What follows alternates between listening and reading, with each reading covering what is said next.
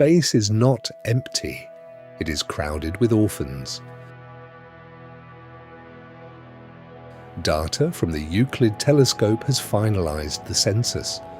For every glowing star you see in the night sky, there are up to 20 massive worlds drifting in the absolute dark between them. Stars are the exception. These are rogue planets. Imagine a world 4 times the mass of Jupiter severed from any sun, traveling at 200 kilometers per second through a vacuum. There is no day, there is no night. There is only a permanent, unchanging freeze at minus 270 degrees Celsius. They are completely invisible to the naked eye, black super-objects screaming through the interstellar void. If one entered our solar system on a polar trajectory, we wouldn't see it coming until its gravity began pulling Earth out of its orbit.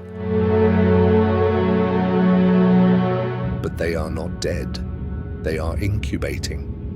Beneath ice crusts kilometers thick, liquid water oceans exist in total darkness. Biology has found a way to thrive without ever knowing light. To understand how a world becomes a ghost, we must look at the violence of planetary birth. In the chaotic infancy of solar systems, gas giants engage in a gravitational game of musical chairs. When 2 massive worlds pass too close, their orbital mechanics warp. One is pushed closer to its star, the other is violently slingshotted outward, torn away from its stellar cradle forever.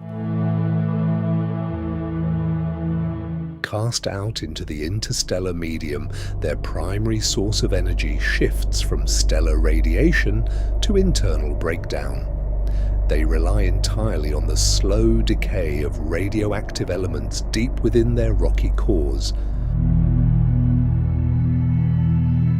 Yet, some do not drift quietly.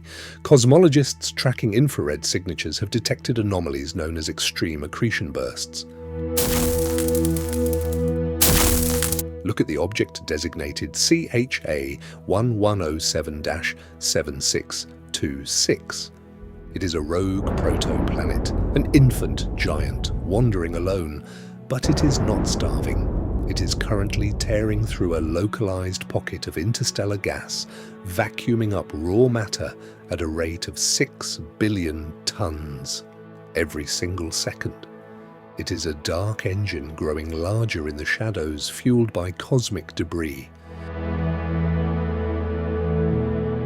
The immediate instinct of the human mind is to assume that a world without a sun must be entirely frozen, a solid block of dead stone. This assumption is incorrect. Astrophysical models demonstrate that when a gas giant is ejected from its solar system, it retains its primordial atmosphere. This atmosphere is overwhelmingly comprised of molecular hydrogen. On a standard planet close to a star, stellar winds strip light gases away. But in the deep freeze of interstellar space, the cold stabilizes the gas. The hydrogen forms a dense, high-pressure blanket thousands of kilometers thick. This is the hydrogen shield. Molecular hydrogen has a unique property. Under extreme atmospheric pressure, it becomes an exceptionally efficient insulator. It traps the planet's primordial internal tectonic heat with terrifying efficiency. While the outermost layer of the atmosphere touches the absolute zero of space, the surface beneath the cloud deck can remain surprisingly warm enough to prevent liquid water from solidifying. If the rogue planet itself is too volatile, we look to its companions.